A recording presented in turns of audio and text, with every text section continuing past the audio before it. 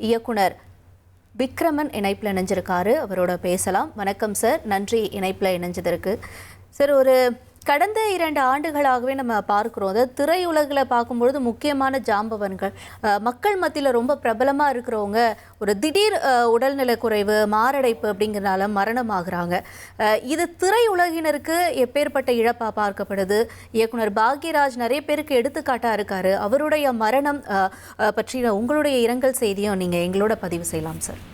இல்லை, நீங்கள் சொன்னதுதான் உண்மை. கடந்த 2-3 ஆண்டுகளாக நல்ல திரைக்க நம்ம தமிழ் சினிமாவுக்கு பெருமை சேர்த்த பல பேர், உதாரணத்துக்கு இயக்குனர் எம்எம் பாரதிராஜா சார் 2-3 வாரங்களுக்கு முன்பு தான் மறைந்தாரு.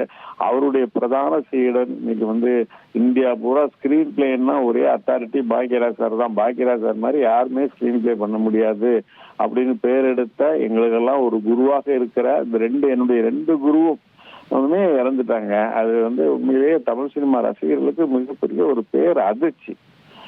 இதுல எப்படி மீள்றதுன்னு தெரியல. அது அடுத்தடுத்து நடந்துகிட்டு இருக்கு, ஒண்ணுமே புரியல. இதெல்லாம் பாக்யராஜ் சார் இப்பதான் 1 வாரத்துக்கு முன்னாடி தென்னிந்திய திரைப்பட எழுத்தாளர் சங்கத்தினுடைய பொதுக்குழுல அவருடைய செயற்பாடுகளை பாராட்டி நான் பேசிட்டு வந்திருக்கிறேன். எனக்கு உடல்நிலை முடியாத சூழ்நிலையிலும் கூட நான் கிட்டத்தட்ட ஒரு 2 மாடிப்படி ஏறி அந்த விழாவில் கலந்துக்கிட்டு அங்க மேடையில் என்ன பேச சொன்னாங்க. பேசி நான் பாக்யராஜருடைய செயற்பாடுகள் சிறப்பாக இருக்கு அப்படின்னு வாழ்த்திட்டு வந்திருக்கிறேன். அது அவரும் ஹாப்பியா ஃபீல் பண்ணாரு. ஸோ அவர் பேர்பட்டவர் இன்னைக்கு சடனா இறக்குறாரு அப்படின்னா எனக்கு ரொம்ப மிகப்பெரிய ஒரு ஷாக்கா இருக்கு. இது எப்படி மீள்றதுன்னு தெரியல. சரி, இப்ப பாக்யராஜ் அவர்கள் பொதுவாகவே கொஞ்சம் நகைச்சுவையாக பேசக்கூடியவர், ரொம்ப இயல்பாக பேசக்கூடியவர். அவர் இப்போ உங்களோட நெருக்கமாக இருக்கும் பொழுது அவர் எப்படி சார், அவர் எப்படி பேசுவார், என்ன மாதிரி அட்வைஸ் பொது வாழ்க்கையில் கொடுப்பாரு? நெருக்கம் அப்படின்னா நான் பாக்யராஜ் சாருடைய அசோசியேட் பார்த்திபன் சாருடைய அசோசியேட் தான் நானு. அதனால கிட்டத்தட்ட அவருக்கு ஒரு கிராண்ட் சன் மாதிரி திரைத்துறையிலன்னு வச்சுங்களேன். அதனால என்ன அவருக்கு ரொம்ப பிடிக்கும். இன்னும் சொல்ல போனால் என்னுடைய முதல் படம் புது வசந்தம் படத்துக்கு நான் ஒரு நல்ல ஒரு இன்விடேஷன் அன்னைக்கு, அந்த இன்விடேஷனே இண்டஸ்ட்ரி பூரா பரபரப்பா பேசப்பட்டது. அந்த இன்விடேஷனை இண்டஸ்ட்ரி பூரா எல்லா விஐபிகளுக்கும் நானே போய் கூப்பிட்டு என்னுடைய பூஜைக்கு என்ன வாழ்த்துங்க அப்படின்னு சொன்னேன். ஆனா யாருமே வரல. வந்த ஒரே விஐபி பாக்யராஜ் சார் தான். பாக்யராஜ் சார் இவ்வளவுக்கும் அன்னைக்கு அவசர போலீஸ் ஒரு ஷூட்டிங் அவருக்கு இருக்கு. இருந்தாலும் காலையில என் ஷூட்டிங் ஏவிஎம் என் பூஜைக்கு என்னை வாழ்த்திட்டு போனாரு.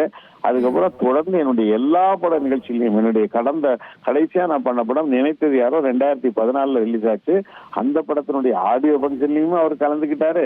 அந்த படம் ஒரு ஷோ போட்டேன், அதுலயும் அவர் படம் பார்த்தாரு. அந்த படத்துல ஒரு ஷார்ட் எண்டு ஷார்ட்ல என்னுடைய வேண்டுகோள் கணக்கு அவர் நடிச்சிருக்கவும் செய்வார். இப்படி தொடர்ந்து எனக்கு உன்னுடைய எல்லா இதுலயுமே அவர் டிராவல் பண்ணியிருக்கிறாரு. அந்த மாதிரி நிறைய அசோசியேட் ஆயிருக்கான் அவர் கூட. ஒரு கிட்டத்தட்ட 2000 காலகட்டத்துலதான் நான் இயக்குனர் சங்கத்தில் இருக்கும்போது அவர் ஒரு 2-3 தடவை வீட்டுக்கு வர சொல்லுவாரு. அவருடைய கதைகள் எல்லாம் டிஸ்கஸ் பண்ணுவாரு. அப்ப நான் சொல்லுவேன், சார் உங்ககிட்ட ரசிகர்கள் எதிர்பார்க்கறது காமெடி தான், அதனால நீங்க சீரியஸ் டோனுக்கு போகாதீங்க. அது ஏற்கனவே ஒரு பவுனு தான் ஒரு பரிச்சாத்திர முயற்சியா இருந்தது, அது பெருசா சக்சஸ் ஆகல. சீரியஸ் ஃபில்மாண்டா நீங்க லைட்டர் வேலையே டிராவல் பண்ணுங்க அப்படின்னு கூட நான் அவர்கிட்ட சொன்னேன். அதனால அவருக்கு ரொம்ப பிடிக்கும் நான் ரொம்ப பிராங்கா பேசுறதுனால. இப்போ இவர் ஒரு இயக்குனர், ஒரு நடிகர், சினிமா துறையில் இருக்கக்கூடியவர் அப்படிங்கிறதெல்லாம் தாண்டி ஒரு பர்சனல் லைஃப் அப்படின்னு நம்ம பார்த்தோம் அப்படின்னா ஒரு நல்ல தகப்பனார் அப்படின்னு சொல்லலாம். அவங்களுடைய மகளுக்காக இருந்தாலும் சரி, மகனுக்காக இருந்தாலும் சரி, ஏன் அவளோட மருமகள் கிட்ட கூட அவர் ரொம்ப பிரியமாக இருப்பார். அவங்க ஃபேமிலியே ஒரு மாதிரி ரொம்ப சோஷியலாக இருக்கக்கூடிய ஃபேமிலியாக தான் இருப்பாங்க. ஸோ உங்களை பொறுத்த வரைக்கும் அந்த பார்வை எப்படி இருக்கு சார்? இல்லை, அது உண்மைதான். அவர் ஒரு அவருக்கு அந்த மாதிரியான ஒரு ஃபேமிலி மேனா இருக்கிறதுனாலதான் அவருடைய மோஸ்ட் ஆஃப் த ஃபிலிம் பாத்தீங்கன்னா ஃபேமிலி சார்ந்த சப்ஜெக்டா இருக்கும். ஒரு மௌன கீதங்களா இருக்கும், எந்த படம் எடுத்தாலும் அது ஒரு குடும்பம் சார்ந்த எங்க சின்ன ரசா அந்த நாட்கள், அப்புறம் இது நம்ம ஆளு, இது எல்லாமே பாத்தீங்கன்னா ஏதோ ஒரு குடும்பம் சார்ந்த ஒரு விஷயம் அவர்கிட்ட இருக்கும். அவருக்கு உண்மையிலே அந்த பாண்டிங் ரொம்ப முக்கியம். இந்த மனித உறவுகளையும் கலாச்சாரத்தையும் ரொம்ப மதிக்கக்கூடியவர் அவர். இப்ப நம்ம கடந்த சில நாட்களுக்கு முன்பு தான் இயக்குனர் இமயம் அவருடைய அந்த இறப்பு அப்படிங்கிறதுலேருந்தே இன்னும் திரையுலகம் மீண்டு வரல அப்படின்னு தான் சொல்லணும். அவருடைய ஒரு உதவி இயக்குனர், அவரோட பயணம் செஞ்சவர், அப்படி இருக்கும் பொழுது இவருமே இயக்குனர் அப்படிங்கிறதுக்கு ஒரு சிறந்த உதாரணமாக இருக்கக்கூடியவர். இன்னைக்கு இவருடைய மரணம் அப்படின்னு நம்ம பார்க்கும்பொழுது எதிர்பாராத விதமாக இருக்குது, அதே நேரத்தில் அதிர்ச்சிக்குள்ளாக்கி இருக்கு. இந்த 2 இயக்குனர்கள் ஒரே ஒரு மாசத்துல, இந்த ஜூன் மாசத்துலேயே வந்து 2 இயக்குனர்கள் வந்து பறி கொடுத்துருக்கு திரையுலகம். இது நீங்க எப்படி பார்க்குறீங்க சார் இதை பத்தி? இல்லை, எனக்கு நினைவு தெரிந்து நான் திரையுலகத்தில் வந்து அசிஸ்டன்ட் டைரக்டரா நுழைஞ்சதுல இருந்து இன்றைய வரைக்கும் கிட்டத்தட்ட 43 வருடம் ஆயிடுச்சுன்னு நினைக்கிறேன். இந்த 43 வருஷத்துல வந்து இதுதான் முதல் தடவை ஒரே மாதத்துல மிகப்பெரிய 2 லெஜெண்ட், தமிழ் சினிமாவை இந்திய சினிமா அளவுக்கு பேச வைத்தவங்க, இந்திய சினிமாவே திரும்பி தமிழ் சினிமாவை நோக்கி பார்க்க வைத்த 2 ஜாம்பவான்கள்.